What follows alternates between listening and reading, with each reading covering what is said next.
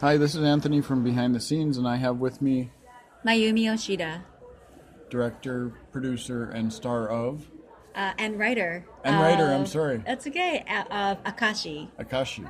Yes. Yes, I was able to catch your film yesterday. I was not able to make the screening last night, but wonderful little film. Thank you so much.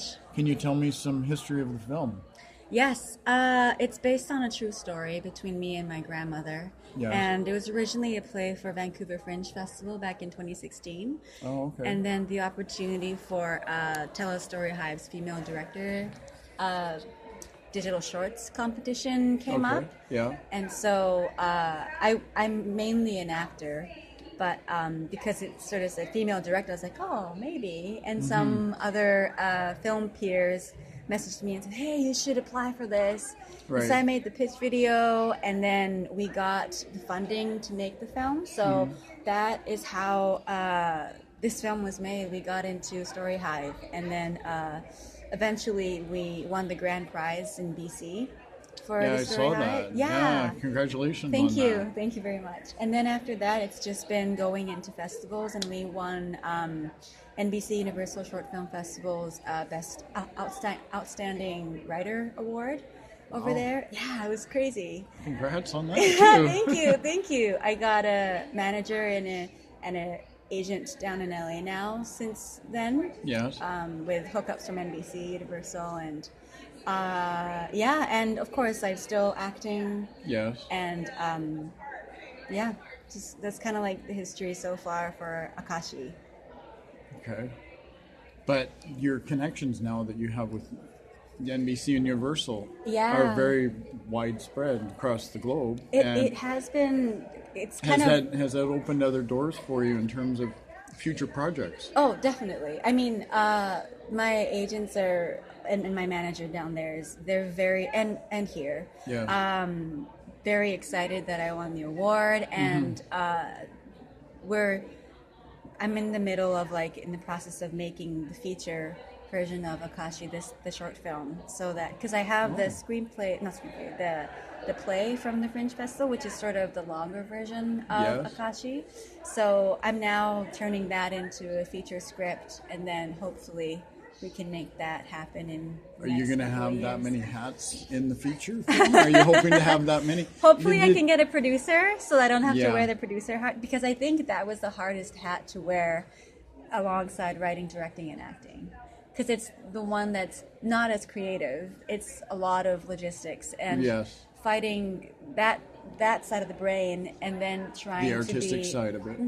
on set was probably the hardest thing. So you'd still be happy to keep those three that you've enabled oh yeah, in the short? absolutely. You Especially want to be yeah. you want to be the lead in it because it's so close to you as Yes. as a person and of your heritage of Absolutely. your relationship. I mean, with if your grandma. someone absolutely perfect rolls in, I would totally offer that part to that person too.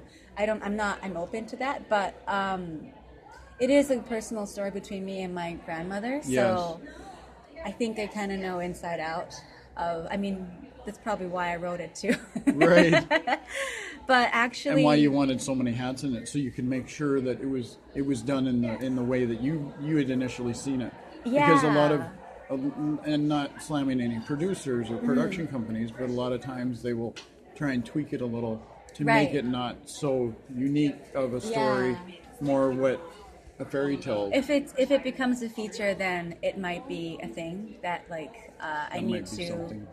Yeah. find the right person, of course, who believes in the project. Yes. But I think honestly, wearing many hats kind of came from necessity, because even in this film festival too, there really isn't a Japanese filmmaker in town. There isn't a Japanese writer. There isn't a Japanese female director.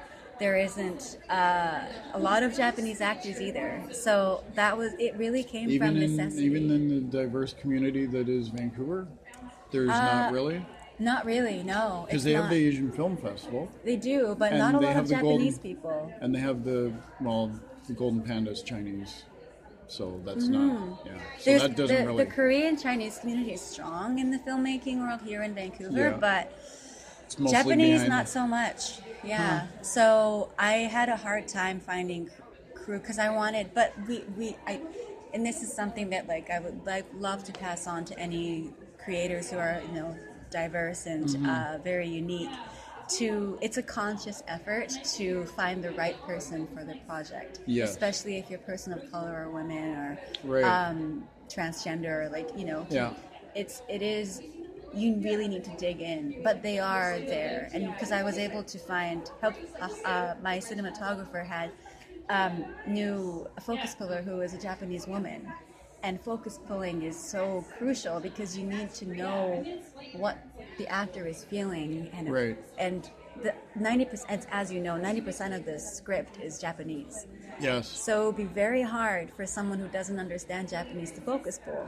Yeah. So we made sure that was like a Japanese person and the editor to be Japanese, so that it's authentic as possible. So it was a conscious effort, but the writing, directing, and all that it came from necessity, really. Right. Yeah.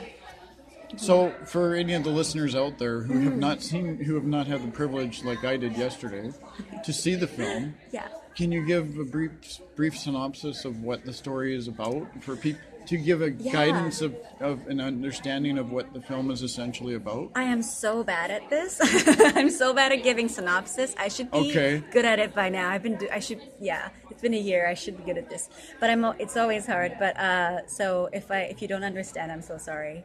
No, I understand completely. I know what the story is about. I just thought, because it's your story, I wanted to get your idea. It's about the main character. Her name is Kana, and which I play. She's a Japanese woman who's traveled to a foreign country to pursue her dream, and all her family is back home. And then she gets a phone from her. So she's in a foreign country, and she's kind of adapted her life to the foreign country's lifestyle. And the dating scene is quite different in that Western world. So it's more uncommittal and more casual. And she's kind of used to that now, but this guy who she's like kind of casually dating kind of drops mom saying like, hey, I'm starting to fall in love with you. And then she's like, oh, I can't handle this. And then she sort of, cuts him off. Cuts him off. And then she gets a phone call from her mother, and to her surprise, it's her grandmother passed away. And then she travels back home to pay her respect. And then as she goes back home, she recalls her memory of like the most intimate conversation she had with her grandmother, and the cab driver that she randomly meets kind of reminds her of like the differences of commitment and choice, and like how it was back in the days and now. And so through her conversation with the cab driver, she's pulled back to that intimate conversation with her grandmother. And then it sort of reveals the secret that the grandmother had pretty much her entire marriage life. And I don't know if I should tell, but anyway, so it's. I appreciated how you broke the ice between your character and the essential love interest at the tea house. Where you got up and you stumbled and you both broke. Was that accidental on set, or was that was part of the script? No, it was part of the script. Well, that was the part that I was struggling to write when I was in the writing stage, and then I went back home to like gather some props from Japan, and then I was chatting with my mother's side, which is the other grandmother, and she told me an episode that like when my father and my mother was getting married, or like they came to my mother's side's home to like sort of get approval for their marriage. So it was a very tense situation because my mother was an only child and my father was the eldest. So my grandfather on my mother's side was like, well, we want someone who would take over our last name. And if you're, the eldest son, then you can't do that. So it was a very tense situation of like, well, should we or should we not approve this marriage? And my grandmother because she's a little bit clumsy and adorable. She was like, oh, well, let's get some tea. So she got up, and it's a very, as I said, it's a very tense situation. She stood up, and then she tripped on her skirt, and she pulled her entire skirt down. So she was in her underwear in front of the two, my mother and my father, and my grandfather. So everybody was not talking for like so many long hours, and then suddenly they all started laughing. They started giggling because suddenly there's like a half naked person, and she's like, "Oh, whoops!" and she pulled her skirt up, and then I think that kind of broke the ice in that situation. So I thought, you know what, I might put that in. So, and it was a great way to end the film, because then you had the union between yourself, your character, and the essential love interest. Yeah, and that really, and that's the great thing about comedy. You know, it brings these completely different forces together. Yeah. But it was so well placed too, just to end it, just to finish the film off. Or else it'll be so heavy and sad. But it wasn't. It was a lot of what happened back in that time, and still does to this day. Absolutely. In any culture, it's just not Japanese or Chinese or Asian culture.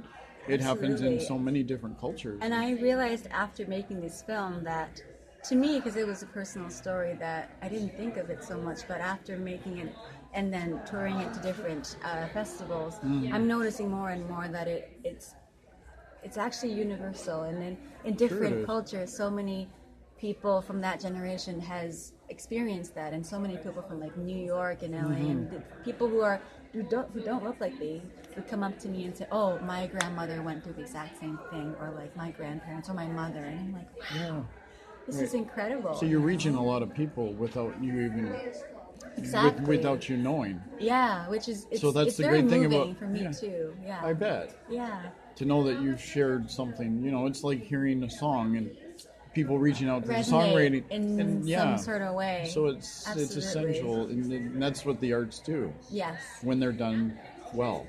Thank you. And obviously Story Hive felt the same. I mean, that's Tellus, right? Yes. That's a Tellus thing that they were talking about inside. Oh, good. Yeah, they were talking about that. So okay. Yeah, I was excited to see that the film won the Story Hive. Thank you. And I think it's probably going to gain her some more attention as it travels across the globe. Has it got any future screenings for this year? Yes, actually, it just got accepted to Vancouver Women in Film and TV Festival. Oh, okay. And when's that happening? That's March 11th. Here at the Band City? Yes, right here. Okay. Yeah, so we'll screen here again, which is amazing. Well, I'll be able to see it then, because I'll probably be covering that. Hopefully I'll be covering that. I shouldn't throw that out there yet. But hopefully. Yeah. Yeah.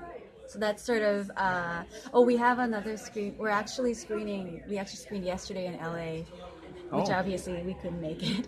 And, no, because you're just so you know, she was here for the screening here. Yeah, and then in February 24th at night, we have one at Seattle Asian Film Festival. Oh, wow. Yeah, but we can't make it because I'm producing Crazy Eights this year. So, so I can't. But how'd you get your head into that mix? Another thing from a play, I directed a play a year ago. It was like a 10-minute short play festival called Pull Festival, hosted by Speakeasy Theater. Yes. And there was one that's called Gemini, and it's written by Millie Mumford. And my producer from Akashi, Phil Planta, saw the play, and he came up to me and was like, "That was phenomenal. Like, can we make it into a film?" Oh. And so, and then Millie loved the idea of turning it into a film. So then we were talking like, okay, well, when and where should we do it? Right. And then Crazy Eights came up. It's like, let's apply for Crazy Eights. So we did, and because I have some other things going on, I kind of stepped down from the director's position, and Millie, this is her passion project, so we're like, let's just support Millie. So it's her first time doing like in a bigger scale to direct a short film. But so this is one of the top 6 that have been accepted for production. Yes. Nice. Yeah, and that starts in a few weeks. In 2 weeks. 2 weeks time. Yeah. Nice. pretty crazy. Yeah, Crazy Eights. Yeah. That's why they call it the Crazy Exactly Eights. right. Yeah. So that's what I'm doing right now, and then me and my partner shot, and the producer from Akashi and a friend DPY. We all went to Japan together, and another actor, his name's Jerome. But we went to Japan together, and we shot. Oh, it's so quiet now. We shot a short film there in Japan. So we have that in the can that we need to sort of edit and go into post. But yeah, I have several things that are like in the line that I should be doing. Nice. Yeah. Well, I don't know if you got anything else to add to what we've discussed. Is there anything else that's? I mean, you got the Crazy Eights coming up in 2 weeks. We've already discussed that. Probably come to the screening February 24th, and that's I'm producing the film called Gemini. Yes. And then, which is another really great script, great story. It's about two, a guy and a girl, a woman. They, it sort of begins as a meet cute sort of story on the subway, in the subway, and as they keep talking, the guy realizes that he notices her voice, and then he notices her from them playing the same VR game online. Oh, so then it's like, oh, well, that's amazing. And then they keep talking, and then gradually as they keep talking, she realizes that he is actually the guy who groped her in the VR online world. So then the conversation shifts. It started off as a meet cute, but then now the dynamic is completely different, and they talk about what is the line of like harassment in online gaming. So it's quite topical. It's almost like the Me Too movement that's happening now. It was written a year ago, so interesting now that it it's would come into the threshold of what's happening. Yeah. So stay tuned, February 24th, and then Akashi will be playing March 11th at Bend City Theater for Women in Film and TV. So yeah, very nice. Yeah, thank you. Thank you very much for your time. Thank you. It's very much appreciated. Thank you. I appreciate it very much. Thank you. Thank you.